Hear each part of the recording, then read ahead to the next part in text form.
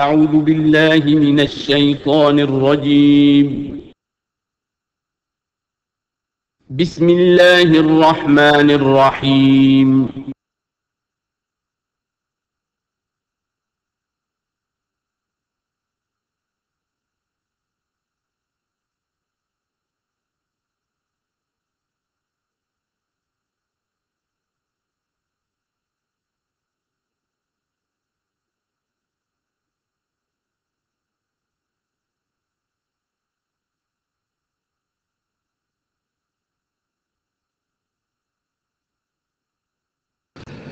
نحمده ونصلي على رسوله الكريم. اما بعد فقد قال الله تبارك وتعالى كما ورد في سورة الأحقاف: اعوذ بالله من الشيطان الرجيم، بسم الله الرحمن الرحيم. وإذا حشر الناس كانوا لهم أعداء وكانوا بعبادتهم كافرين. صدق الله العظيم. ذکر ہو رہا تھا سورہ مبارکہ کی پچھلی آیات میں کہ ان سے بڑھ کر زیادہ گمراہ کون ہوگا جو اللہ کے سوا ایسی ہستیوں کو پکار رہے ہیں جو نہ ان کی دعا سنتے ہیں نہ دعاؤں کو قبول کر سکتے ہیں قیامت تک، بلکہ وہ ان کی دعاؤں سے غافل ہیں، انہیں معلوم ہی نہیں ہے۔ وَإِذَا حُشِرَ النَّاسُ، جب لوگوں کو جمع کیا جائے گا، كَانُوا لَهُمْ أَعْدَاءً، وہ ان کے دشمن بن جائیں گے کہ تم نے ہمیں شرمسار کیا، ہماری شرمندگی کا تم سبب بن گئے، تم نے ہمیں اللہ کا مد مقابل بنا دیا۔ جیسے کہ حضور صلی اللہ علیہ وسلم نے ایک صحابی کو ٹوک دیا، وہ اپنے کسی گفتگو کے انداز میں، اور ظاہر بات ہے کہ ان کی نیت تو وہ نہیں تھی کہ حضور کو اللہ کے برابر کر دیں، لیکن الفاظ ایسے ان کی زبان سے نکلے: ما شاء اللہ و ما شئت، جو اللہ چاہے اور آپ چاہیں، اسی پر ٹوک دیا حضور نے: اجعلتنی للہ ندا، کیا تم نے مجھے اللہ کا مد مقابل بنا دیا ہے؟ مشیت صرف اللہ کی ہے۔ تو یہ اولیاء اللہ، یہ فرشتے، یہ پیغمبر، اگر انہیں آپ نے اللہ کے برابر بنا دیا، ان کو پکار رہے ہیں، ان سے دعائیں کر رہے ہیں، تو یہ تو گویا کہ ان کے لیے شرمندگی کی بات ہوگی اللہ کے سامنے، تو وہ دشمن بنیں گے۔ وَإِذَا حُشِرَ النَّاسُ كَانُوا لَهُمْ أَعْدَاءً وَكَانُوا بِعِبَادَتِهِمْ كَافِرِينَ، اور وہ تو ان کی عبادت کا انکار کریں گے۔ وَإِذَا تُتْلَىٰ عَلَيْهِمْ آيَاتُنَا بَيِّنَاتٍ، اور جب انہیں سنائی جاتی ہیں پڑھ کر ہماری آیات بینات، قَالَ الَّذِينَ كَفَرُوا لِلْحَقِّ لَمَّا جَاءَهُمْ، تو یہ کافر کہتے ہیں اس حق کے بارے میں جو ان کے پاس آیا ہے: هَذَا سِحْرٌ مُبِينٌ، یہ تو کھلا جادو ہے۔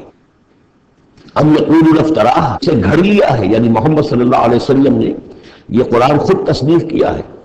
قُلْ إِنِ افْتَرَيْتُهُ فَلَا تَمْلِكُونَ لِي مِنَ اللَّهِ شَيْئًا، اے نبی ان سے کہہ دیجئے کہ اگر میں نے یہ گھڑ کر اللہ کی طرف منسوب کیا ہوتا تو تم مجھے اللہ کی پکڑ سے کچھ بھی نہیں بچا سکتے۔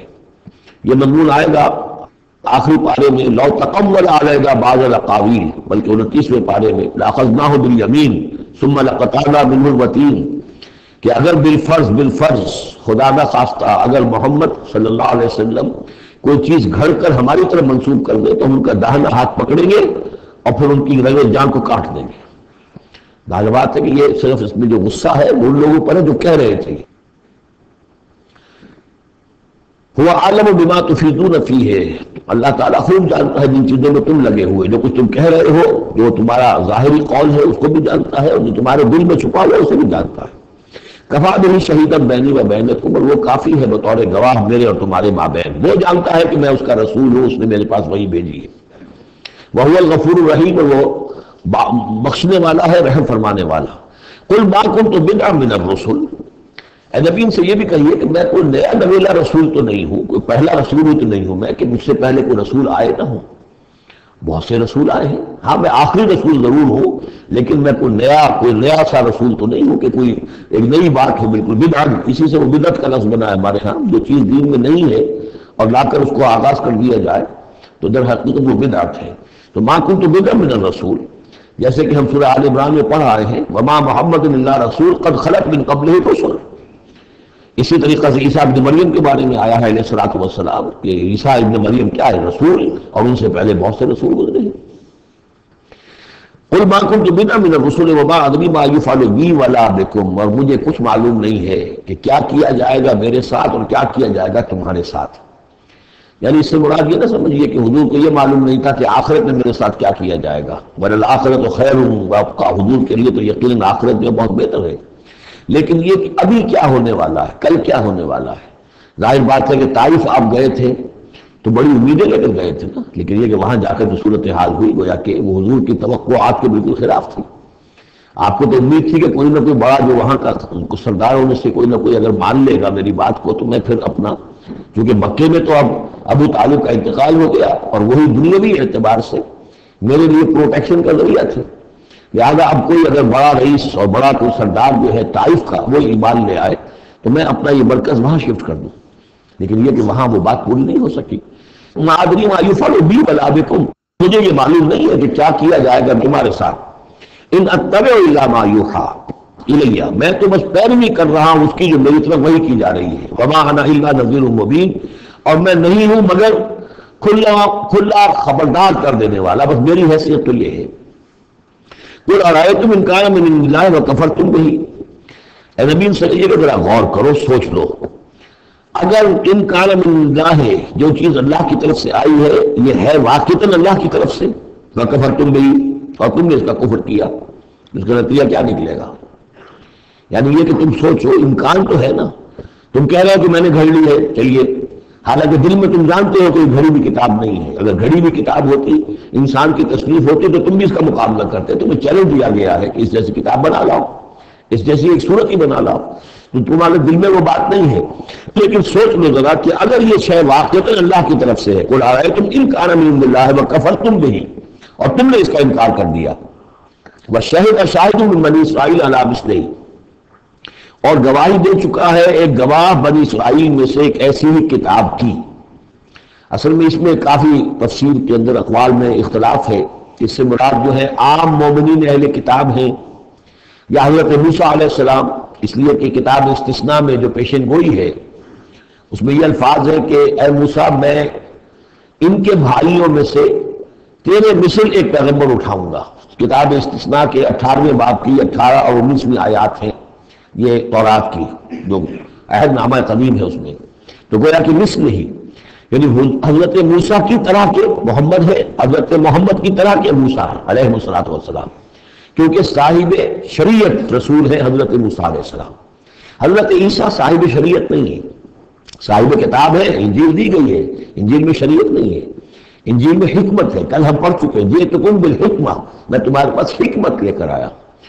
شریعت قانون یہ در حقیقت تورات میں تھی، حضرت موسیٰ علیہ السلام کو دی گئی، اور یا پھر محمد الرسول اللہ صلی اللہ علیہ وسلم کو قرآن دیا گیا اور یہ آخری اور کامل شریعت دی گئی۔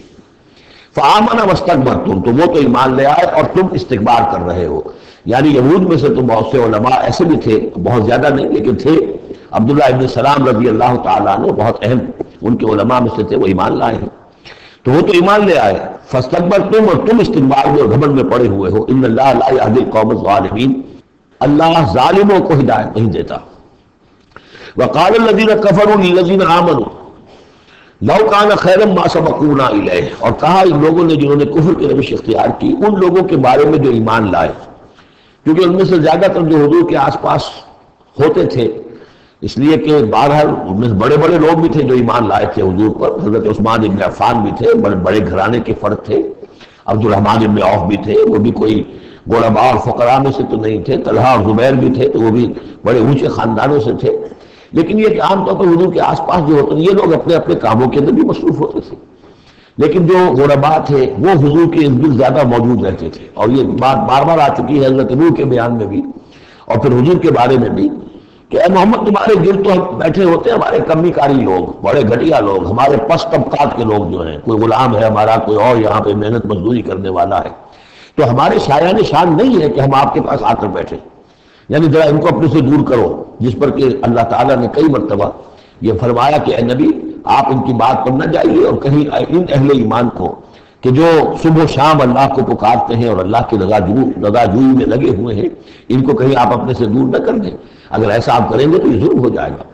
لیکن بہرحال ان کا کہنا یہ تھا کہ اگر یہ لوگ جو ہیں اگر واقعتاً یہ خیر ہوتا، لو کان خیرا ما سبقونا، اگر یہ واقعتاً خیر ہوتا قرآن اور یہ دین، تو یہ لوگ جو ہے یہ اس کو سبقت نہ کرتے ہم سے، بڑے ہم ہیں، سمجھدار ہم ہیں، دانشور ہم ہیں، ایلیٹ آف دی سوسائٹی ہم ہیں، تو ہم نے تو پیش قدمی کی نہیں ہے، لیکن یہ لوگ پیش قدمی کر رہے ہیں، تو اس کا مطلب ہے کہ بات بھی گھٹیا ہی ہے جو تم پیش کر رہے ہو، جس کو گھٹیا قسم کے لوگ قبول کر رہے ہیں۔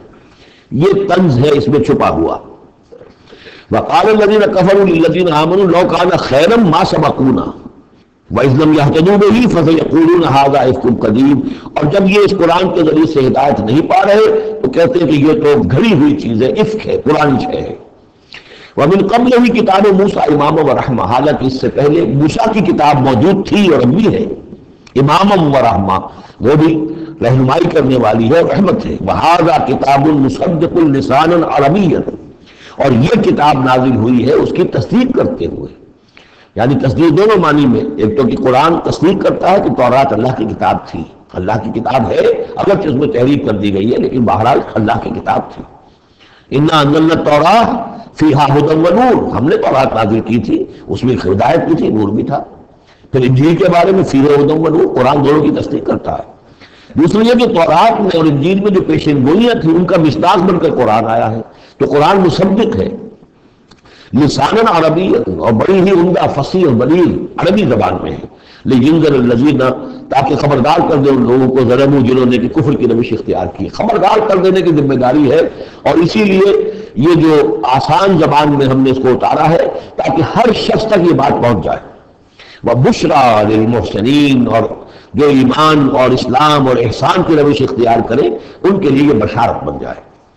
ان الذین قالوا ربنا اللہ ثم استقاموا فلا خوف علیہم ولا هم یحزنون، یقیناً وہ لوگ، یہ وہی الفاظ آ گئے جو سورہ حامیم سجدہ میں آئے تھے، جنہوں نے کہا ہمارا رب اللہ ہے تو اس پر جم گئے۔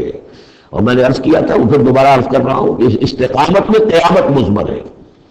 جنہوں نے کہا ہمارا رب اللہ ہے پھر اس پر جم گئے، یعنی پھر راضی برضائے رب رہنا، اسی پر توکل کرنا، اسی کی رضا جوئی کو اپنی زندگی کا مقصد بنانا، پھر اس کی اطاعت کرنا، اس کے احکام کی پابندی کرنا، اور اس کے جملہ جو بھی اس نے ذمہ داری عائد کی ان کو پورا کرنے کے لیے تن من دھن لگا دینا، یہ سب استقامت میں شامل ہے۔ استقامت کے معنی کیا ہے؟ جیسے کہ میں نے آپ کو بتایا تھا کہ حضور سے ایک صاحب نے یہ پوچھا، بلکہ کہا، فرمائش کی کہ مجھے تو کوئی ایک بات ایسی بتا دیجیے جس سے میں پلے باندھ لوں، میں زیادہ لمبی چوڑی باتیں نہیں سمجھ سکتا۔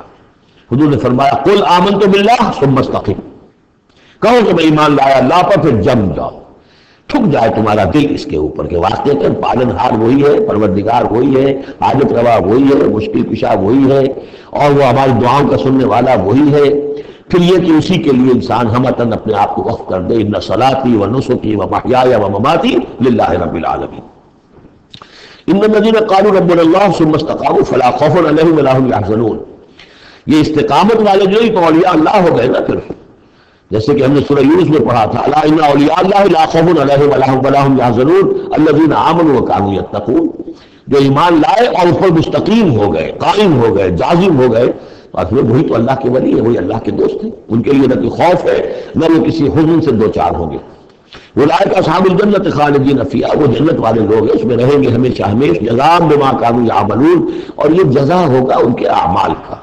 یہ بات کئی دفعہ میں نے واضح کی ہے کہ بندے کو یہ سمجھنا چاہیے، اور یہی بندے کہیں گے جنت میں داخل ہونے کے بعد بھی کہیں گے اللہ کے نیک بندے، کہ ہماری یہ طاقت نہیں تھی، صلاحیت نہیں تھی کہ ہم اپنے بل پر اور اپنے اعمال کے بل پر یہاں جنت میں داخل ہو سکتے، یہ اللہ کا فضل ہے۔ الحمدللہ الذی ہدانا لہذا وما کنا لنہتدی لولا ان ہدانا اللہ، کل شکر اس اللہ کا جس نے ہمیں یہاں داخل کیا اور ہمیں پہنچا دیا یہاں تک ہماری رہنمائی فرما دی، اور ہم ہرگز ہدایت نہ پا سکتے اگر اللہ ہی ہمیں ہدایت نہ دیتا۔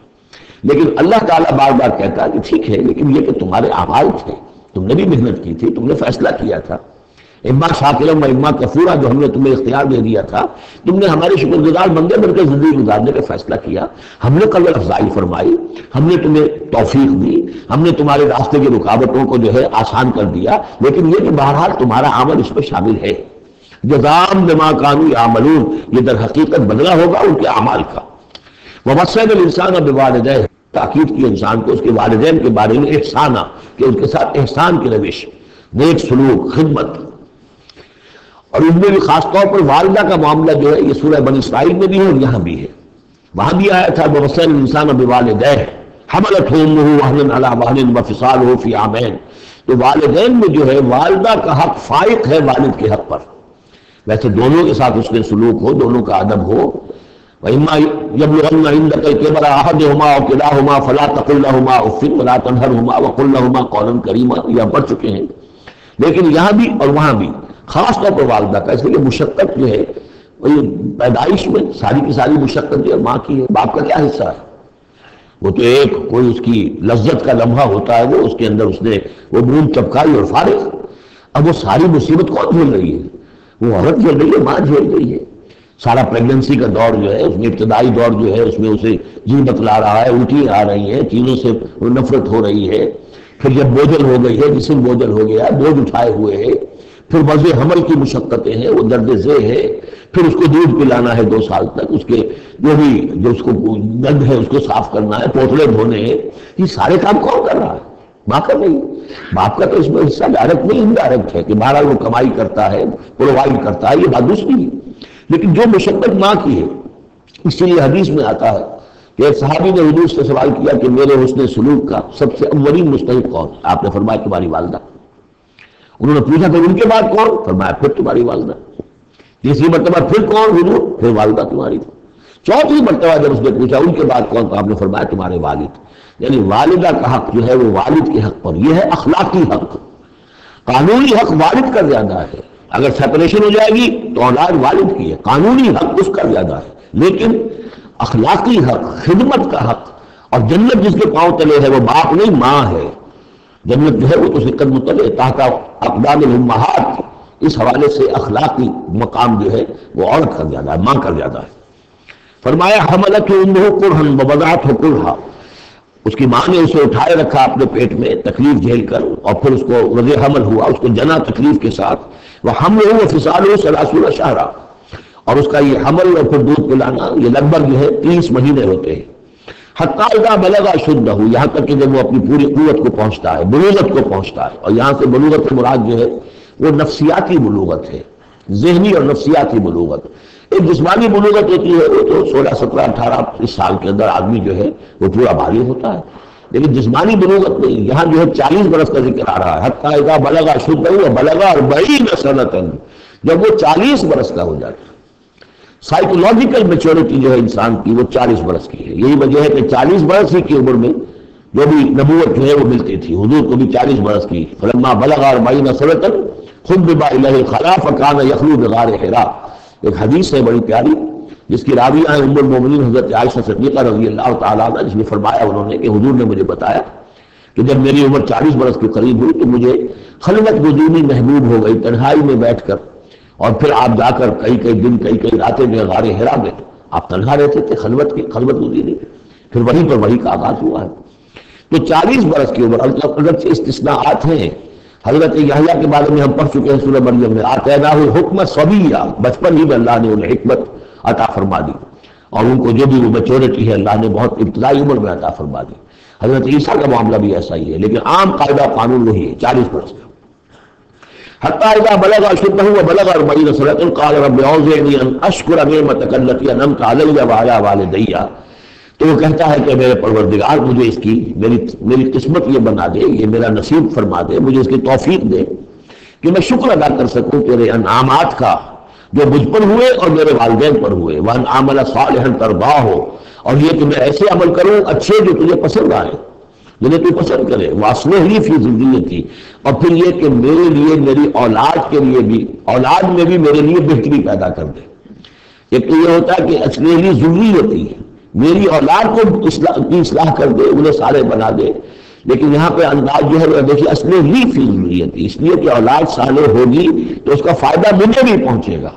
اس لیے کہ اگر اولاد جو ہے وہ صالح ہے اور نیک ہے تو اس سے یقیناً انسان جو ہے وہ دعائیں کریں گے، استغفار کریں گے، اور ان کے جو اعمال صالحہ ہیں، کیونکہ باپ نے کوئی تربیت اچھی دی تھی تو ان کے اعمال صالحہ سے بھی اس کے اپنے حساب کے اندر بھی دراز ہوتا رہے گا نیکیوں کا.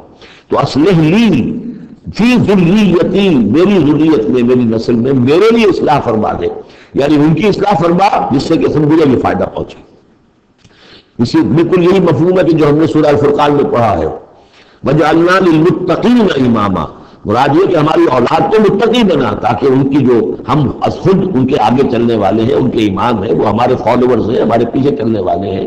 اور قیامت میں ایسا ہوگا حشر میں آدمی اٹھیں گے اور ان کے پیچھے ان کی نسلیں چلی آ رہی ہیں، تو ہمارے پیچھے آنے والے ہیں وہ نیک ہوں، متقی ہوں. وَأَصْلِحْ لِي فِي ذُرِّيَّتِي إِنِّي تُبْتُ إِلَيْكَ، میں تیری جناب میں توبہ کرتا ہوں، رجوع کرتا ہوں. وَإِنِّي مِنَ الْمُسْلِمِينَ، اور یقیناً میں تیرے فرما برداروں میں سے ہوں. أُولَٰئِكَ الَّذِينَ نَتَقَبَّلُ عَنْهُمْ أَحْسَنَ مَا عَمِلُوا، یہ وہ لوگ ہیں جن سے ہم ان کے بہترین اعمال قبول فرمائیں گے. وَنَتَجَاوَزُ عَنْ سَيِّئَاتِهِمْ، اور اگر کوئی خطائیں ہوں گی، کوئی چیز ان کے اندر کمزوری کا پہلو بھی ہوگا، ہم اس سے درگزر فرمائیں گے. فی اصحاب الجنہ، اور پھر یہ اصحاب الجنہ میں ہوں گے، جنت والوں میں شامل ہو جائیں گے. وعدہ صدق الذی کانوا یوعدون، یہ سچا وعدہ ہے جس کا کہ ان سے وعدہ کیا جاتا تھا. اب اس کے برعکس سے کردار ہے، یہ تو یہ کہ ایک صالح بیٹا ہے، اور وہ جب اپنی پوری میچورٹی کو پہنچا ہے اور بلوغ کو پہنچا ہے نفسیاتی اور ذہنی اعتبار سے، تو اس کا طرز عمل تو یہ ہے جو آگے ہے. رب اوزعنی ان اشکر نعمتک التی انعمت علی وعلی والدی وان اعمل صالحا ترضاه واصلح لی فی ذریتی. ایک دوسرا برعکس کردار ہے، والذی قال لوالدیہ اف لکما اتعداننی ان اخرج وقد خلت القرون من قبلی. اور وہ شخص جو اپنے والدین سے کہتا ہے، والدین مسلمان ہیں لیکن بیٹا آوارہ ہو گیا ہے یا ذہنی طور پر جو ہے وہ گمراہ ہو گیا ہے، وہ نہ آخرت کو مان رہا ہے نہ اللہ کو مان رہا ہے، کسی اور رخ پہ جا رہا ہے، تو وہ اپنے والدین سے کہتا ہے اف لکما، میں بڑا بیزار ہوں آپ سے، کیا آپ لوگوں نے ڈھکوسلے تلاش رکھے ہیں، یہ کیا آخرت کی آپ مجھے دھمکی دیتے رہتے ہیں. اتعداننی، کیا آپ مجھے اس بات سے ڈراتے ہیں، وعدہ دیتے ہیں، دھمکاتے ہیں، ان اخرج، کہ مجھے نکالا جائے گا، دوبارہ زندہ کیا جائے گا. وقد خلت القرون من قبلی، مجھ سے پہلے نہ معلوم کتنی نسلیں بیت چکی ہیں، ہزارہا لوگ نسل بعد نسل ختم ہو چکے ہیں. تو میں تو ان باتوں کو ماننے والا نہیں ہوں، یہ آپ کے ڈھکوسلے ہیں، یہ پرانی باتیں ہیں، ڈکیانوسی باتیں ہیں.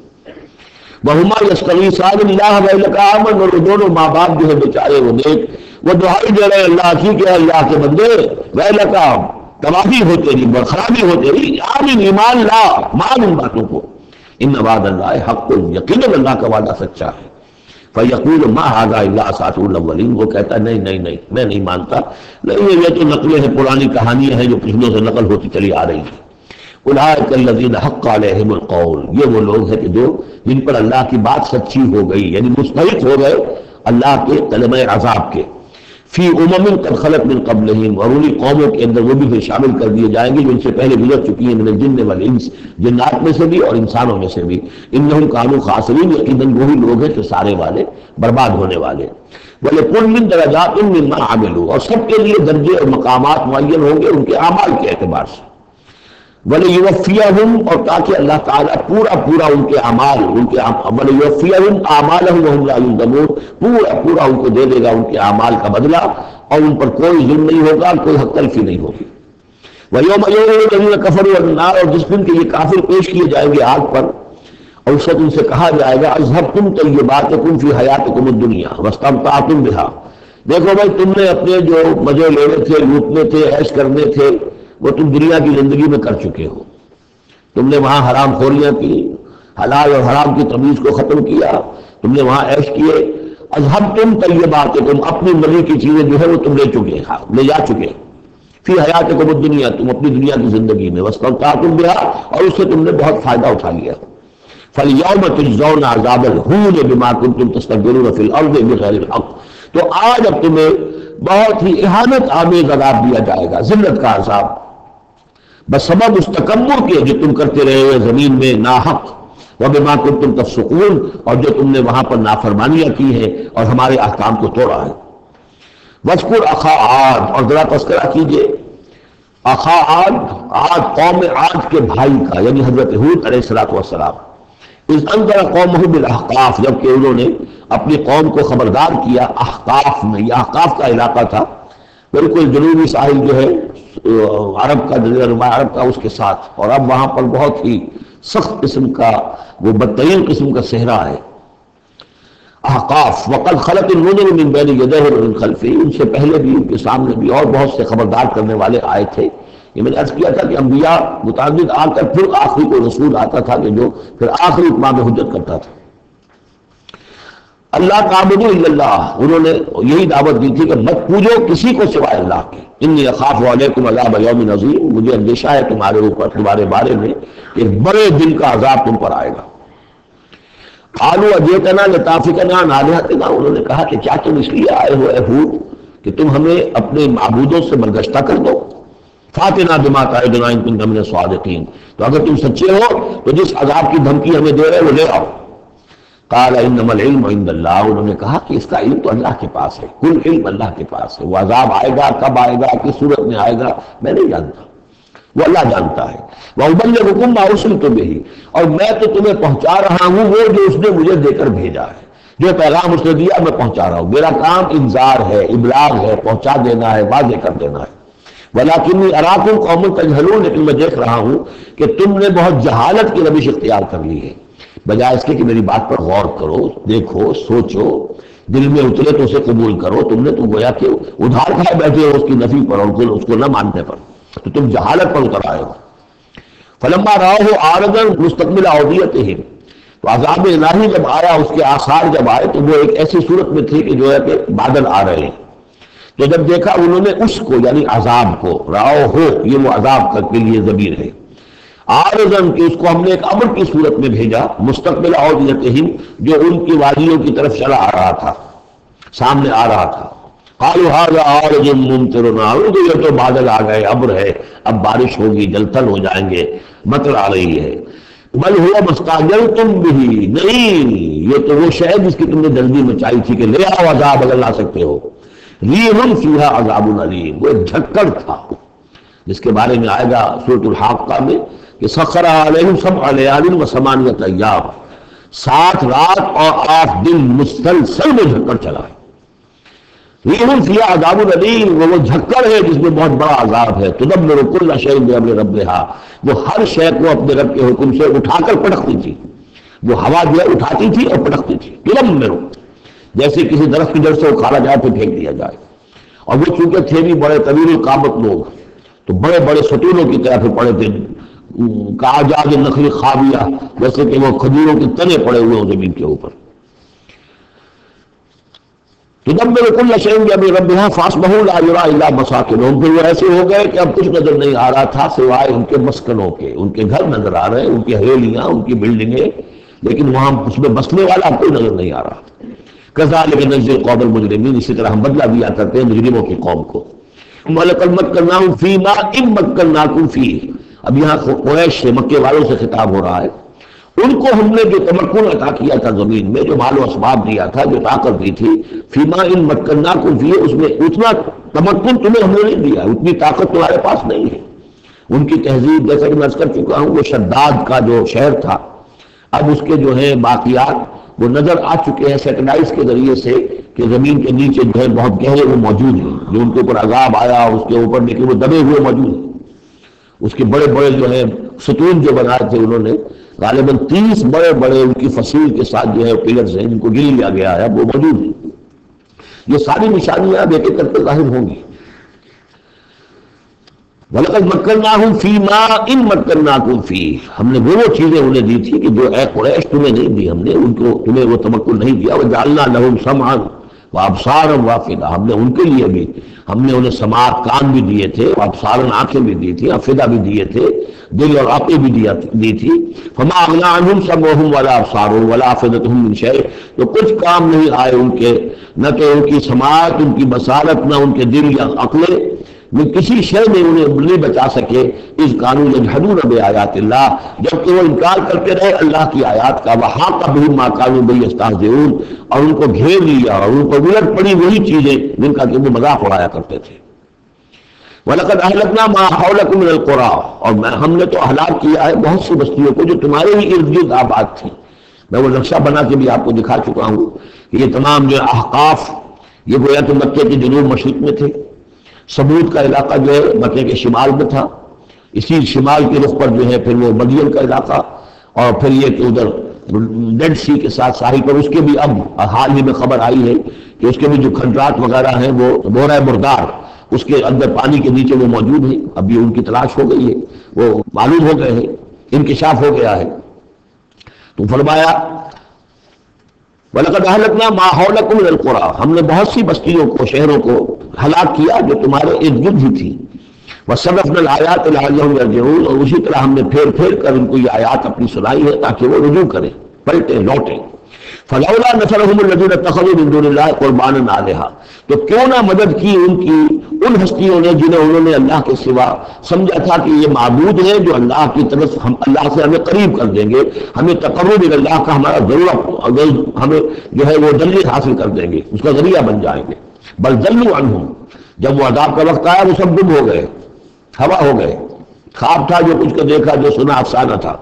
وذالک افکہم، یہ تو اصل میں ان کی من گھڑت باتیں تھیں، ان میں حقیقت تو تھی ہی نہیں. وما کانوا یفترون، اور جو کچھ بھی افطرا وہ کر رہے تھے وہ تھا. وَإِذْ صَرَفْنَا، اب وہ واقعہ آ رہا ہے جس کا میں نے آج شروع میں تذکرہ کیا تھا. اور حضور صلی اللہ علیہ وسلم، اور یہ واقعہ جو ہے جبکہ حضور گئے تھے طائف، اور طائف سے جب واپس آ رہے تھے تو آپ نے نخلا، ایک مقام ہے وادی نخلا، اس میں چند دن قیام کیا مکے جانے سے پہلے. اور چونکہ دل گرفتہ تو بہت تھی جب آپ طائف سے واپس آئے ہیں، طائف میں جو کچھ بیتی تھی وہ آپ کو معلوم ہے. بہرحال وہاں آپ فجر کے وقت ایک روز نماز فجر کی پڑھ رہے تھے اور قرآن مجید پڑھ رہے تھے. اس میں قرآن الفجر ہم پڑھ آئے ہیں، اور فجر کی نماز میں طویل قرات ہوتی ہے. تو ایک امام ایک مقتدی، امام تھے حضور صلی اللہ علیہ وسلم، مقتدی تھے حضرت زید بن حارثہ، آپ کے منہ بولے بیٹے، آپ کے آزاد شدہ غلام. اس وقت یہ ہے کہ وہاں سے گزر ہوا کچھ جنوں کی ایک جماعت کا، اور وہ ٹھہر گئے، ٹھٹک کر کھڑے ہوئے، وہ سنتے رہے قرآن. حضور پڑھ رہے ہیں، وہ سن رہے ہیں. تو اس پر وہ ایمان لائے، اور پھر جا کر اپنی قوم میں انہوں نے فوراً تبلیغ شروع کر دی. تو یہ بات ہمارے لیے بڑی عبرت کی بات ہے کہ جنات کی ایک جماعت نے ایک ہی دفعہ قرآن سنا، ایمان بھی لے آئے اور فوراً مبلغ بن گئے اس کے. لیکن ہم جو ہے سنتے ہیں اور ایک کان سے سن کر دوسرے کان سے نکال دیتے ہیں، ہماری زندگی میں کوئی تبدیلی نہیں آتی. تو بڑا قابل غور ہے یہ مقام قرآن مجید کا. وَإِذْ صَرَفْنَا إِلَيْكَ نَفَرًا مِنَ الْجِنِّ، اور جبکہ ہم نے آپ کی طرف متوجہ کر دیا اے نبی جنوں کی ایک جماعت کو، یستمعون القرآن، کہ وہ قرآن سننے لگے. فلما حضروه، جب وہاں وہ پہنچے، قالوا انصتوا، انہوں نے کہا چپ ہو جاؤ، خاموش رہو، سنو، توجہ سے سنو. اب دیکھیے جو بات قرآن مجید میں آئی ہے، وَإِذَا قُرِئَ الْقُرْآنُ فَاسْتَمِعُوا لَهُ وَأَنصِتُوا، معلوم ہوتا ہے کہ یہ وہ ان جنات میں سے تھے کہ جو تمام نیک تھے، شریف تھے، اس اعتبار سے ان کے اندر وہ جو مادہ تھا وہ موجود تھا. بلکہ آگے چل کر معلوم ہوگا کہ وہ حضرت موسیٰ علیہ السلام کے ماننے والے تھے. ان پر گویا کہ وہ اہل کتاب جنات تھے. تو انہوں نے جب سنا تو بڑی توجہ کے ساتھ جو ہے وہ سننے لگے اور کہا خاموش ہو جاؤ، سنو توجہ سے. فلما قضی، تو جب وہ آپ کی قرات ختم ہو گئی، ولوا الی قومہم منذرین، تو فوراً اپنی قوم کی طرف پلٹے انہیں خبردار کرنے کے لیے. اور کیا کہا انہوں نے؟ قالوا یا قومنا انا سمعنا کتابا انزل من بعد موسیٰ، معلوم ہوا موسیٰ کے ماننے والے تھے. اے ہماری قوم کے لوگوں، ہم نے کتاب سنی ہے جو نازل ہوئی ہے اب موسیٰ کے بعد. کتاب جو نازل ہوئی ہے موسیٰ کے بعد وہ قرآن ہی ہے. اگرچہ ہم مانن کہہ دیتے ہیں، عرفاً انجیل کو بھی کتاب، کتاب کا لفظ میں نے بارہا آپ کو بتایا ہے کہ شریعت کے لیے آتا ہے، کتاب قوانین کے لیے آتا ہے. کتب علیکم کتب علیکم کتب علیکم، نماز بھی کتابا موقوتا، عدت کے لیے آیا حتیٰ یبلغ الکتاب اجلہ، تو شریعت کے احکام کے لیے جو ہے وہ اصل میں یہ لفظ خاص ہے. تو تورات چونکہ شریعت کی حامل تھی اور قرآن پھر شریعت دوسری جو آئی ہے موسیٰ کی شریعت کے بعد وہ شریعت محمدی ہے صلی اللہ علیہ وسلم. ورنہ ظاہر بات ہے کہ ان کے علم میں ہوگا کہ حضرت عیسیٰ بھی آئے اور وہ ایک کتاب تو لائے، لیکن یہ کہ اس میں شریعت نہیں ہے. قالوا یا قومنا انا سمعنا کتابا انزل من بعد موسیٰ مصدقا لما بین یدیہ، اور یہ تصدیق کرتے ہوئے آئی ہے اس کی جو اس کے سامنے موجود ہے، یعنی تورات. یہدی الی الحق، اور یہ رہنمائی کر رہی ہے حق کی طرف، الی طریق مستقیم، اور ایسے راستے کی طرف جو بالکل سیدھا ہے. صراط مستقیم، صراط بھی راستہ، طریق بھی راستہ، سبیل بھی راستہ، سوا سبیل سیدھا راستہ، صراط مستقیم سیدھا راستہ، طریق مستقیم. یا قومنا اجیبوا داعی اللہ، اے ہماری قوم کے لوگوں، اللہ کی طرف پکارنے والے کی پکار پر لبیک کہو، مانو، ایمان لاؤ. وآمنوا بہ یغفر لکم من ذنوبکم، تو ان پر ایمان لاؤ تاکہ اللہ تعالیٰ جو ہے تمہارے گناہوں کو بخش دے. ویجرکم من عذاب علیم، اور تمہیں بچا دے عذاب علیم سے، دردناک عذاب سے. ومن لا یجب داعی اللہ فلیس بموجد فی الارض، اور جو نہیں لبیک کہتا اللہ کی طرف پکارنے والے کی پکار پر، تو وہ پھر فلیس بموجد، وہ اللہ تعالیٰ کو ہرا نہیں سکے گا، شکست نہیں دے سکے گا زمین میں. ولیس لہ من دونہ اولیاء، اور نہیں ہوں گے اس کے لیے کوئی ایسے اس کے رفیق اور اس کے پشت پناہ اور مددگار جو اسے اللہ کی پکڑ سے بچا سکے. اولئک فی ضلال مبین، یہ لوگ تو گویا کہ کھلی گمراہی کے اندر ہوں گے. اب یہ بات جو ہے جیسے کہ میں نے اس کے قابل غور ہے ہمارے لیے. اب ظاہر بات ہے کہ داعی جب تک نبوت کا سلسلہ جاری تھا وہ اللہ کے نبی ہوتے تھے. اب حضور کے بعد اب داعی جو ہوں گے وہ امت میں سے ہوں گے. کوئی اٹھے گا اللہ کا بندہ، پھر دین کی دعوت دے گا، پھر قرآن کی طرف بلائے گا، پھر لوگوں سے کہے گا کہ آؤ چلو اس راستے پر چلو، اللہ کے دین کا راستہ یہ ہے. اقامت دین کی جد و جہد میں لگو، اس کے لیے اپنے تن بندھن لگاؤ. ان صلاتی و نسکی و محیای و مماتی للہ رب العالمین. اب نبی تو کوئی نہیں آئے گا سوائے ان کے جو دجال ہیں، جھوٹے نبی ہیں جنہوں نے دعوے کیے ہیں، وہ تو چھوڑ دیجیے ان کو. لیکن نبی نہیں آنے والا، نبی کا دروازہ بند ہو چکا. لیکن دعوت اللہ کا دروازہ بند نہیں ہوا ہے، اس کا سلسلہ بند نہیں ہوا، بلکہ اب تو اس امت کے ذمے ویسے تو مجموعی میں ذمہ داری لگا دی گئی. وَكَذَلِكَ جَعَلْنَاكُمْ أُمَّةً وَسَطًا لِتَكُونُوا شُهَدَاءَ عَلَى النَّاسِ وَيَكُونَ الرَّسُولُ عَلَيْكُمْ شَهِيدًا. تمہارے ذمے ہے. كُنتُمْ خَيْرَ أُمَّةٍ أُخْرِجَتْ لِلنَّاسِ تَأْمُرُونَ بِالْمَعْرُوفِ وَتَنْهَوْنَ عَنِ الْمُنكَرِ وَتُؤْمِنُونَ بِاللَّهِ.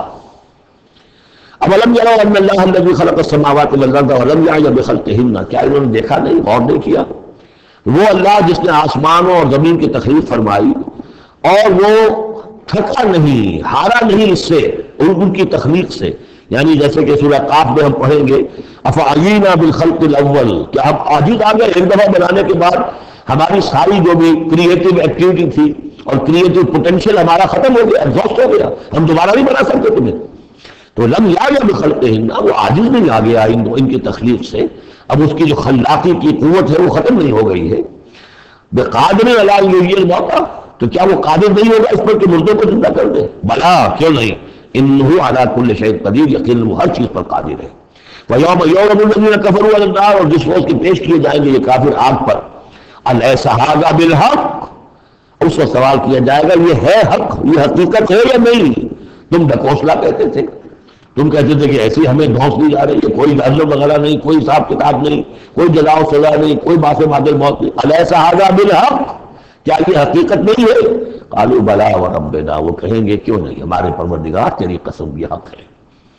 قال فذوقوا العذاب بما کنتم تکفرون، تو اللہ فرمائے گا چکھو اس عذاب کا مزہ اپنے اس کفر کی پاداش بھی تم کرتے رہے ہو. فاصبر، اب آخری بات حضور سے، فاصبر کما صبر اولو العزم من الرسل. اے محمد صلی اللہ علیہ وسلم آپ بھی صبر کیجئے جیسے کہ ہمارے اولو العزم رسول آپ سے پہلے صبر کرتے رہے.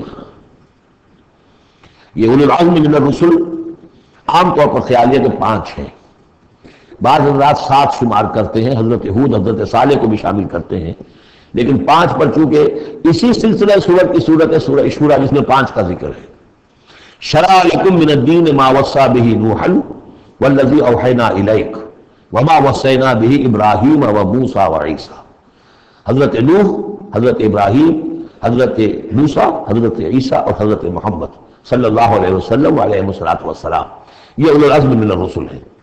اور اس میں جو یہ سمجھیے کہ عزم اور صبر کا معاملہ جو ہے اس میں حضرت ایک اعتبار سے حضرت نوح سب سے آگے ہے، 950 برس تک جو ہے انہیں صبر کرنا پڑا. فلبث فیہم 1000 سنۃ الا 50 عاما. اور ایک ذاتی تکلیف اس میں حضرت ایوب علیہ السلام، ان کو جو کوفت، ذاتی تکلیف، بیماری، نہایت ہی تکلیف دہ بیماری، تو اس میں ان کا صبر ایوب اس اعتبار سے مشہور ہے. فاصبر کما صبر اولو العزم من الرسل، صبر کیجئے جیسے کہ ہمارے اولو العزم پیغمبر صبر کرتے رہے. ولا تستعجل لهم، اور ان کے لیے جلدی نہ کیجئے. کیا مطلب؟ یہ خیال جو کبھی شاید حضور کے دل میں بھی آ جاتا ہو، لیکن یہ کہ دوسرے مسلمانوں کے دلوں میں آنا تو بالکل قرین قیاس ہے کہ اللہ تعالیٰ ان کو پکڑتا کیوں نہیں؟ یہ کس طریقے سے بلال کو کیسے مار رہا ہے یہ امیہ ابن خلف؟ اللہ تعالیٰ اس کا ہاتھ چھل کیوں نہیں کر دیتا؟ وہ تو علی کل شیء قدیر ہے. اور اس قوم کو کب تک یہ مہلت دی جائے گی؟ کیوں نہیں ان پر عذاب آ جاتا جیسے کہ عذاب آیا تھا پچھلی قوموں کے اوپر؟ فرمایا نہیں، ولا تستعجل. پچھلی سورت بھی اسی پر ختم ہوئی تھی کہ اے نبی اہل ایمان سے یہ کہیے کہ ذرا ان کو ابھی معاف کریں، ابھی ان کو کچھ عرصے کے لیے، کیونکہ جو ہمارا ابھی فیصلہ جو ہے وہ یہ ہے کہ ابھی وہ وقت عذاب کا نہیں آیا ہے، تو ابھی یہ ذرا درگزر کرتے رہیں. وہی بات یہاں خاص طور پر مالک کے سیغے میں خطاب کر کے حضور سے کہی جا رہی ہے. فاصبر کما صبر اولو العزم من الرسل ولا تستعجل لهم تستعجل لهم، ان کے لیے جلدی نہ کیجیے، کأنہم یوم یرون ما یوعدون، جس دن کے یہ دیکھیں گے اس عذاب کو، جب عذاب آئے گا تو ایسے محسوس کریں گے لم یلبسوا الا ساعۃ من نہار، کہ نہیں رہے تھے مگر دن کی کسی ایک حصے میں، ایک گھڑی دن کی صرف۔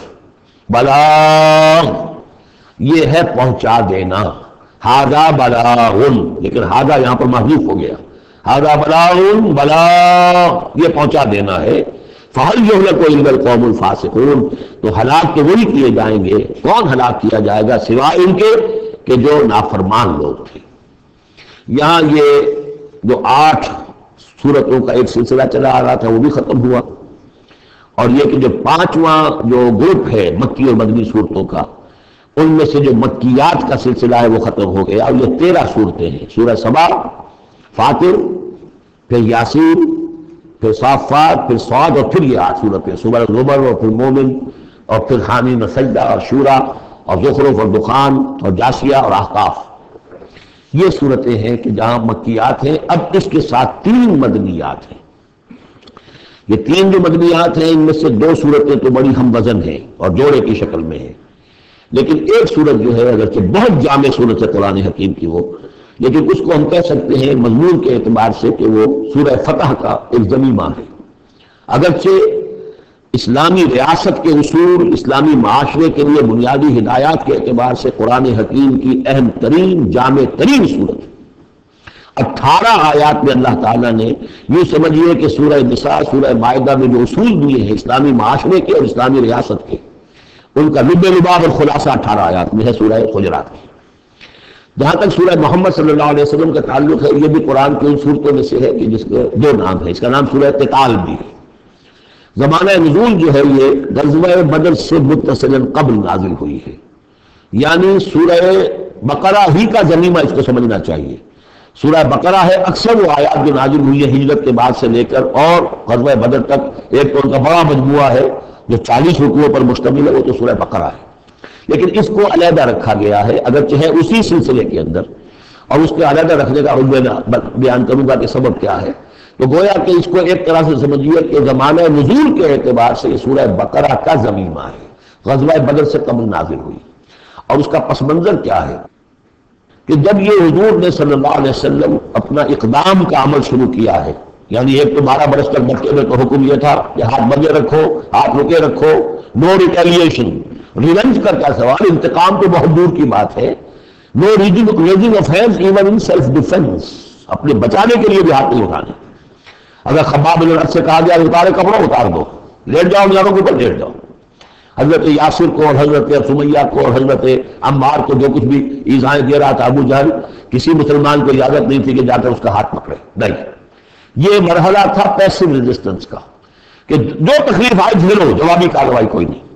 لیکن اب جیسا کہ ہم سورہ حج میں پڑھ چکے، اذن للذین یقاتلون بانہم ظلموا، اب اقتتال کا دور شروع ہو گیا۔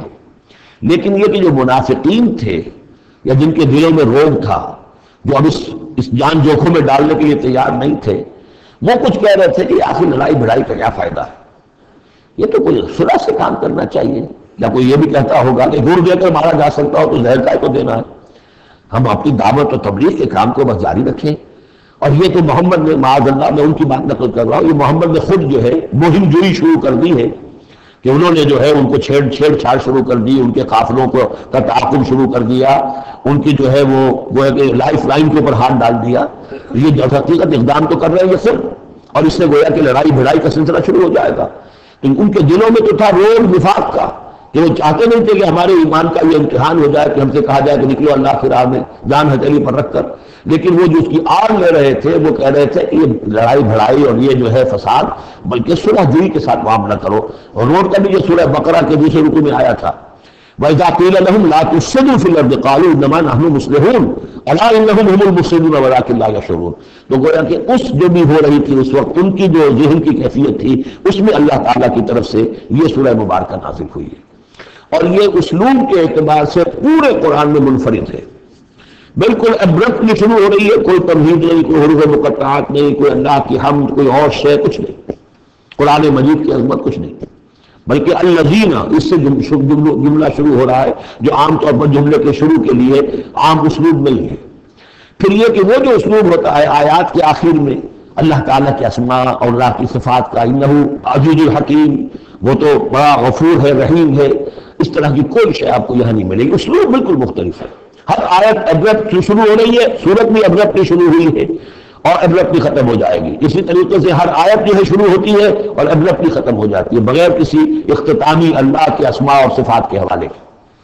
باقی اس میں اور سورہ جو اگلی صورت ہے سورہ فتح، اس میں کیا ترتیب ہے وہ یہ ہے کہ حضور کی انقلابی جد و جہد کا جو آخری مرحلہ تھا، یعنی قتال، عام کانفلکٹ، اس سے متصل قبل یہ سورہ محمد نازل ہو رہی ہے. اور اس کا جو اختتام ہو رہا تھا اور اللہ تعالیٰ کی طرف سے جو فتح آئی ہے اس کی تمہید ہے سورہ حدیبیہ، انا فتحنا لک فتحا مبینا. تو گویا کہ یہ دونوں اینڈ ہیں اس کے. جو آخری مرحلہ تھا انقلاب محمد صلی اللہ علیہ وسلم کی جد و جہد کا، اس میں جو عام کانفلکٹ شروع ہو رہا ہے غزوہ بدر سے، اس سے قبل یہ صورت نازل ہوئی. اور جب آخری فتح ہونے والی ہے اور وہ فتح مکہ کی ہوگی، لیکن اس سے قبل جو اللہ نے تمہیدی فتح دی ہے وہ فتح ہے انا فتحنا لک فتحا مبینا، وہ صلح حدیبیہ جس کا ذکر جو ہے وہ سورہ فتح کے اندر ہے. یہ ربط ہے ان میں. بسم اللہ الرحمن الرحیم. الذین کفروا وصدوا عن سبیل اللہ اضل اعمالهم. جن لوگوں نے کفر کیا اللہ کے راستے سے روکا اور خود بھی رکے. صدا یا سد میں عرض کر چکا ہوں بار بار، رکنا بھی روکنا بھی، یہ فعل لازم بھی ہے، فعل متعدی بھی ہے. جنہوں نے کفر کیا خود بھی رکے اور دوسرے کو بھی روکا اللہ کے راستے سے، اللہ نے ان کی ساری جد و جہد کو ضائع کر دیا. اضل اعمالهم. ان کی ساری کوشش جو تھی اللہ کے دین کے راستے کو روکنے کی، حضور کی دعوت کو کے راستے کو روکنے کی، سب جا چکی، ضائع ہو چکی، اکارت ہو چکی. اور اب یہ قافلہ جو ہے دعوت محمدی کا صلی اللہ علیہ وسلم اور انقلاب نبوی کا، یہ اپنی منزل کی طرف بڑھے گا. وہ آخری درجے میں اب شامل ہونے والا ہے. والذین آمنوا وعملوا الصالحات وآمنوا بما نزل على محمد وهو الحق من ربهم كفر عنهم سیئاتهم واصلح بالهم. اور اس کے برعکس جو لوگ ایمان لائے، جنہوں نے نیک عمل کیے اور جو ایمان لائے اس شے پر جو نازل کی گئی ہے محمد پر صلی اللہ علیہ وسلم، وهو الحق، اور وہ حق ہے من ربهم، ان کے رب کی طرف سے. کفر عنهم سیئاتهم، اللہ نے دور کر دیے، معاف کر دیے ان سے ان کی خطائیں، ان کی غلطیاں. واصلح بالهم، اور ان کے حال کو، ان کی کیفیت کو سنوار دیا، بنا دیا، ان کی سیرتیں، ان کے کردار. اب دیکھ لو یہ جو صحابہ کی جماعت جو ہے، ان کی سیرتیں دیکھو، ان کی شخصیتیں دیکھو. اللہ تعالیٰ نے ان کو نکھار کر ان بھٹیوں میں سے گزار کر کے جو مکے میں تھی، جن میں سے کہ آزمائشوں کی بھٹیوں میں سے نکل کر آئے ہیں، تو کلن ہو چکے ہیں، خالص غیر خالص. ذالک بأن الذین کفروا اتبعوا الباطل، یہ اس لیے کہ جن لوگوں نے کفر کیا انہوں نے باطل کی پیروی کی، لہذا وہ تو نتیجہ اس کا وہی نکلنا تھا جو نکل رہا ہے. وَأَنَّ الَّذِينَ آمَنُوا اتَّبَعُوا الْحَقَّ مِن رَّبِّهِمْ، اور جو لوگ ایمان لائے انہوں نے پیروی کی حق کی جو ان کے رب کی طرف سے آیا ہے. كَذَلِكَ يَضْرِبُ اللَّهُ لِلنَّاسِ أَمْثَالَهُمْ، اسی طرح اللہ تعالیٰ لوگوں کے لیے ان کی مثالیں بیان کرتا ہے. فَإِذَا لَقِيتُمُ الَّذِينَ كَفَرُوا فَضَرْبَ الرِّقَابِ. اب یہ ہے آیت جو مشکلات القرآن میں سے ہے. اس کی وجہ کیا ہے کہ اس میں بھی ایک تقدیم و تاخیر ہے. تقدیم و تاخیر کا اصول میں بتا چکا ہوں، قرآن مجید میں ہوتا ہے اس کے آہنگ کی وجہ سے، اور غور کرنا پڑتا ہے کہ اس کی اصل ترتیب کیا ہے، اور اس سے پھر بات واضح ہوتی ہے. تو یہ قانون دیا جا رہا ہے، اسی کا حوالہ تھا سورہ انفال میں کہ اگر یہ پہلے سے بات نہ آ گئی ہوتی تو اے مسلمانوں، تم نے جو یہ قیدیوں کو ذبح فدیہ لے کر چھوڑنے کا فیصلہ کیا ہے، اس پر تم پر بڑی سخت گرفت ہوتی ہے اللہ کی. لیکن چونکہ یہ آیت آ چکی تھی، اب اس کی وضاحت میں کر دوں گا آپ کو. فَإِذَا لَقِيتُمُ الَّذِينَ كَفَرُوا، تو اے مسلمانوں جب اب تمہاری مٹ بھیڑ ہو کافروں سے، اب جو ہے عام کانفلکٹ شروع ہونا ہے، اب تلوار سے ٹکرائے گی، میدان میں تمہیں آنا پڑے گا. تو اس کا قاعدہ کیا ہے؟ فَضَرْبَ الرِّقَابِ، تو ان کی گردنوں کو مارنا ہے. پہلا کام یہ ہے، ان کی گردنیں مارو، انہیں قتل کرو. حَتَّى إِذَا أَثْخَنْتُمُوهُمْ، یہاں تک کہ جب تم ان کو اچھی طریقے سے کچل دو، ان کی طاقت ختم ہو جائے. فَشُدُّوا الْوَثَاقَ، پھر تم ان کو قیدی بنا سکتے ہو، پھر باندھو ان کو مضبوطی کے ساتھ. فَإِمَّا مَنًّا بَعْدُ وَإِمَّا فِدَاءً حَتَّى تَضَعَ الْحَرْبُ أَوْزَارَهَا، اور پھر چاہو تو انہیں اس کے بعد جو ہے تم چھوڑ سکتے ہو احسان رکھ کر، بغیر فدیہ لیے، اور وَإِمَّا فِدَاءً، یا فدیہ لے کر. حَتَّى تَضَعَ الْحَرْبُ أَوْزَارَهَا، یہاں تک کہ جنگ جو ہے وہ اپنے ہتھیار رکھ دے، ڈال دے. اس میں ہے اصل میں تقدیم و تاخیر. یہ پہلے ہے حتیٰ اذا اسخنتموہم فشدوا الوثاق حتیٰ تضع الحرب اوزارها فإما منا بعد وإما فداء. یعنی یہ کہ جب تمہارا مقابلہ کافروں سے ہو تو پہلے مرحلہ یہ کہ ان کی گردنیں مارو، پھر جب ان کی قوت کچھ نہیں جائے پھر تم انہیں قیدی بنا سکتے ہو جب تک کہ جنگ اپنے ہتھیار بالکل رکھ لے۔ اب اس کو سمجھ لیجیے کہ ایک ہوتی ہے بیٹلز، ایک ہوتی ہے وار۔ بدر جنگ تھی لیکن بیٹل کی نوعیت کی تھی، وار تو 6 سال تک چلتی ہے۔ Battle of Badr, battle of Uhud, battle of Ahzab, battle of Bani Mustaliq, battle دمنہ، کتنی بیٹلز ہیں۔ یہ 6 سال تک مسلسل جنگ ہے جس میں کہ تھوڑا سا وقفہ آیا صلح حدیبیہ کی وجہ سے، وجہ تو جا رہا وار واز کنٹینیوئنگ، وار ابھی ختم نہیں ہوئی ہے، ایک بیٹل ختم ہوئی ہے، ایک مہم ختم ہوئی ہے، ایک لڑائی ختم ہوئی ہے، جنگ تو جاری ہے۔ حتیٰ قضا الحرب اوزارہا، جبکہ وہ جنگ اپنے ہتھیار رکھ دے، یعنی اس درجے وہ دین کا غلبہ ہو جائے کہ اب کوئی ریزسٹنس نہ رہے، تو پھر یہ ہے کہ چاہے تم ان کو چھوڑ دو فدیہ لے کر، اور چاہے تم ان کو ویسے بھی احسان سے بھی چھوڑ دو تو کوئی حرج نہیں، احسان کرو بغیر فدیہ بھی چھوڑ دو تو کوئی حرج نہیں۔ لیکن جب تک کہ ابھی مقابلہ چل رہا ہے اس وقت تک فدیہ لے کر چھوڑ دینے کے معنی کیا ہوئے کہ آپ نے کفر کو تقویت پہنچائی۔ جو آج جنگ کر کے یہاں جنگ کرنے کے لیے آئے تھے ان میں سے 70 مارے گئے، اچھا وہ تو کفر کا ایک بازو تو ٹوٹ گیا، لیکن یہ 70 جو تمہاری قید میں آئے تھے اس کو تم نے فدیہ لے کر چھوڑ دیا تو یہ بازو دوبارہ جا کر تم پر حملے کے لیے تیار ہو جائے گا کہ نہیں؟ لیکن چونکہ یہاں پہ اب اس کا معاملہ ججمنٹ کا، واقعتاً دشمن کی قبر کچھ نہیں گئی ہے یا نہیں، یہ ہے ججمنٹ کا معاملہ۔ تو حضور نے اگر یہ سمجھا کہ قبر کچھ نہیں گئی ہے تو اس کے اوپر پکڑ نہیں ہو سکتی۔ اجتہاد جو ہے، اجتہاد کا اصول یہ ہے کہ اجتہاد میں مخطی بھی ہو تو اسے اجر ملتا ہے اور مصیب ہو تو دوہرا اجر ہے۔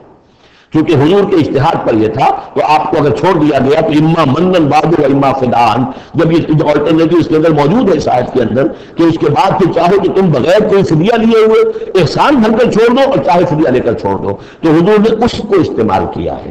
اگرچہ اللہ تعالیٰ کے نزدیک ابھی وہ کچھ بھی نہیں گئی تھی کفر کی طاقت، لہذا یہ قبل از وقت ہے جو اجتہاد ہو گیا ہے۔ اسی لیے کہا کہ اگر یہ آیت نازل نہ ہو چکی ہوتی پہلے تو جو کچھ تم نے کیا ہے، ما قال لنبی ان یکون له اسرى حتى یسخن فی الارض، وہی لفظ جو یہاں آیا ہے حتى اذا اسخنتموهم حتى یسخن فی الارض، کسی نبی کے لیے یہ روا نہیں ہے کہ وہ کوئی قیدی بنا لے جب تک کہ زمین میں پوری طریقے سے خوریزی نہ ہو جائے اور کفر کو کچل نہ دیا جائے۔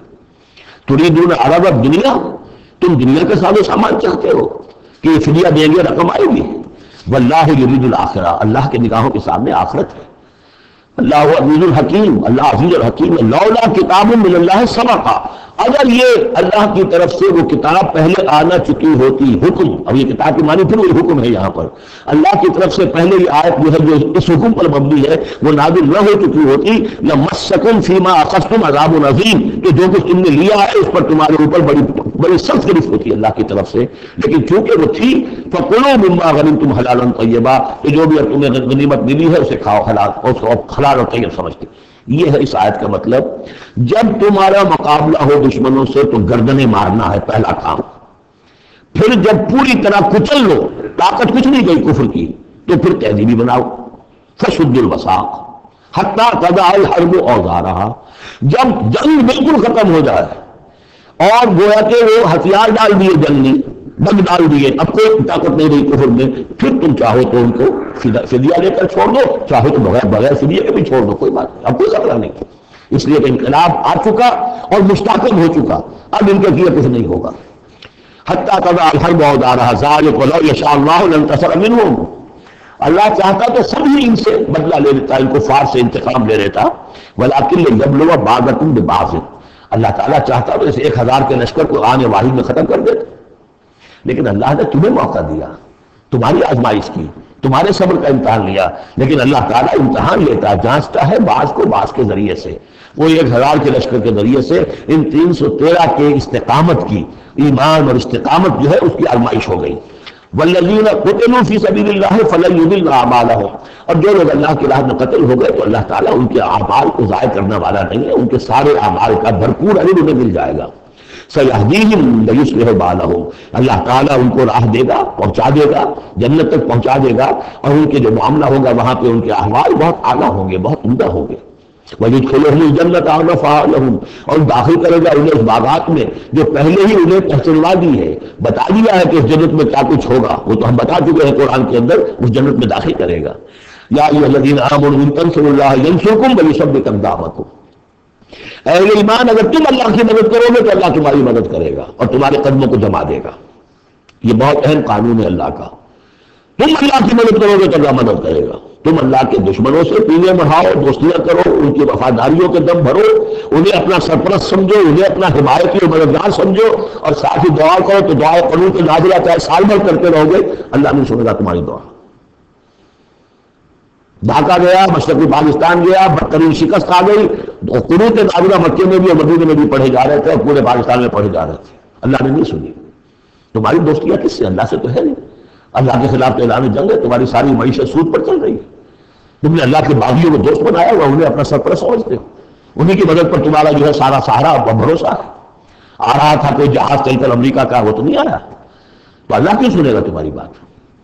ان تنصروا اللہ ینصرکم ویثبت اقدامکم، اگر تم اللہ کی مدد کرو گے، تم اس کے اگر مخلص ہو، فرما بردار ہو، اس کے دین کا جھنڈا لے کر کھڑے ہو گئے ہو، تن من دھن اس کے لیے لگانے کو تیار ہو، اللہ مدد کرے گا اور تمہارے قدم جما دے گا۔ والذین کفروا فتحصل لهم، اور وہ لوگ جنہوں نے کفر کیا ہے ان کے لیے تو پھر ہے ان کو گویا کہ رد کر دینا، لانگہ درگاہ کر دیے جائیں گے، وہ کھائے ٹھوکرے۔ وعد اللہ اعمالہم، اللہ نے ان کے تمام اعمال کو، جدوجہد کو، کوششوں کو بالکل گمراہ کر دیا، یعنی ختم ہو گئی وہ، اور ان کا حاصل کچھ نہ ہوا۔ ذالک بانہم کرہوا ما انزل اللہ فاحبط اعمالہم، اس کی وجہ کیا ہے کہ انہوں نے وہ چیز ناپسند کی جو اللہ نے نازل کی، فاحبط اعمالہم، اللہ نے ان کے تمام نیک اعمال بھی ضائع کر دیے۔ یعنی آخر ان میں ایسے بھی تھے کفار میں سے جو غریبوں کو کھانا کھلا دیتے تھے، جو حاجیوں کی خدمت کرتے تھے اور سمجھتے تھے بڑی نیکی کام ہم کر رہے ہیں، سورہ توبہ میں ہم پڑھ آئے ہیں، اجعلتم سقایۃ الحاج وعمارۃ المسجد الحرام، ان چیزوں کو تم نے بہت بڑی نیکی سمجھ رکھا ہے، لیکن یہ کہ اگر تم نے اللہ کے نازل کیے ہوئے قرآن کو ناپسند کیا ہے تو اللہ نے تمہاری ساری اعمال جو ہے حبس کر دیے۔ افلم یسیروا فی الارض فینظروا کیف کان عاقبۃ الذین من قبلہم، تو کیا یہ زمین میں گھومے پھرے نہیں کہ یہ دیکھتے کہ کیا انجام ہوا ان لوگوں کا جو ان سے پہلے تھے؟ دمر اللہ علیہم، اللہ تعالیٰ نے ان پر ہلاکت کو مسلط کر دیا۔ وللکافرین امثالھا، اور ان کافروں کے لیے بھی ایسے ہی انجام آئیں گے۔ ذالک بان اللہ مولا الذین آمنوا وان الکافرین لا مولا لہم، اور یہ اس لیے کہ اللہ تو مولا ہے، رفیق ہے، پشت پناہ ہے، مددگار ہے اہل ایمان کا، اور یہ کہ کافروں کا کوئی مولا ہے ہی نہیں۔ یہ اصل میں یہیں سے حضور نے پھر وہ نعرہ اخذ کیا تھا جب غزوہ احد میں، جب وقتی طور پر مسلمانوں کی شکست ہو گئی اور حضور بھی اور صحابہ بھی پھر پہاڑ کے اوپر چڑھ گئے احد پر، اور اس کے بعد پھر جو دامن میں کھڑے ہوئے تھے جو کفار کے اس وقت کے سربراہ تھے، اس میں ابو سفیان تھے، خالد بن ولید جو بعد میں دونوں ایمان لے آئے صحابہ میں سے ہیں، تو اس وقت یہ ہے کہ ابو سفیان نے نعرہ لگایا تھا لنا عزا ولا عزا لکم، ہمارے لیے عزا جیسی دیوی ہے، اس نے ہماری مدد کی ہے، تمہارے لیے تو عزا ہے ہی نہیں۔ تو حضور نے کہا تھا مسلمانوں سے جواب دو اللہ مولانا ولا مولا لکم، اللہ ہمارا مولا ہے، تمہارا کوئی مولا نہیں۔ اس نے کہا تھا اعلیٰ ہبل، لیکن یہ کہ اس کے جواب میں کہا گیا اللہ اکبر، اللہ سب سے اعلیٰ بھی ہے، بڑا بھی ہے۔ تو یہ جو نعرہ ہے کہ اللہ مولانا ولا مولا لکم، ذالک بان اللہ مولا الذین آمنوا وان الکافرین لا مولا لهم، ان اللہ یدخل الذین آمنوا وعملوا الصالحات جنات تجری من تحتها الانہار، یقیناً اللہ تعالیٰ داخل کرے گا ان لوگوں کو جو ایمان لائے، جن نے عمل کیے، ان باغات میں جن کے دامن میں ندیاں بہتی ہوں گی۔ والذین کفروا یتمتعون ویاکلون کما تاکل الانعام، اور وہ لوگ جو کفر کر رہے ہیں وہ کھا پی رہے ہیں، عیش اڑا رہے ہیں دنیا میں، کھا رہے ہیں جیسے کہ حیوانات بھی کھاتے ہیں۔ والنار مثوی لکم، لیکن یہ کہ بالآخر ان کا ٹھکانہ جو ہے وہ آگ ہے۔ وَكَأَيٍّ مِّن قَرْيَةٍ هِيَ أَشَدُّ قُوَّةً مِّن قَرْيَتِكَ الَّتِي أَخْرَجَتْكَ، اور اے نبی کتنی بستیاں ایسی گزری ہیں کہ جو اس بستی سے کہیں زیادہ قوت میں تھی جس نے آپ کو نکلنے پر مجبور کیا ہے۔ مکے سے بڑے بڑے شہر تھے، ان سے بڑی اس کی جو ہے قوتیں تھی، بڑی طاقتور قومیں وہاں رہتی تھی، تو یہ جو بستی جس نے کہ آپ کو وہاں سے نکلنے پر مجبور کیا ہے، اس سے کہیں زیادہ بڑی جو بستیاں تھیں انہیں ہم نے ہلاک کیا۔ اہلکناہم فلا ناصر لہم، ان کو ہم نے ہلاک کر دیا اور ان کا کوئی مددگار نہ ہوا۔ افمن کان علی بینۃ من ربہ کمن زین لہ سوء عملہ، تو بھلا وہ شخص جو اپنے رب کی طرف سے بینہ پر ہے اس کی سرشت اور اس کی فطرت نیک ہے، اور پھر یہ کہ اس کو اللہ تعالیٰ نے جو ہدایت دی ہے وہ اس پر قائم ہے۔ کمن زین لہ سوء عملہ، کیا وہ اس جیسا ہو جائے گا کہ جس کے اعمال اس کے لیے مزین کر دیے گئے ہیں، برے اعمال اس کے، لیکن اسے محسوس ہوتا ہے کہ بڑے شاندار میرے اعمال ہیں، میری تہذیب، طریقتکم المثلی، تمہارا کلچر بہت اعلیٰ کلچر، مثالی کلچر، واتبعوا اہواءہم، اور انہوں نے پیروی کی ہے اپنی خواہشات کی۔ ان دونوں میں ظاہر بات ہے کہ مساوات نہیں ہو سکتی، وہ جو اللہ کی طرف سے بینہ پر ہے وہ کامیاب ہونے والے ہیں، اور یہ لوگ جو اپنی خواہشات کی پیروی کر رہے ہیں ناکام ہونے والے ہیں۔ بارک اللہ لی و لکم فی القرآن العظیم ونفعنی وإیاکم بالآیات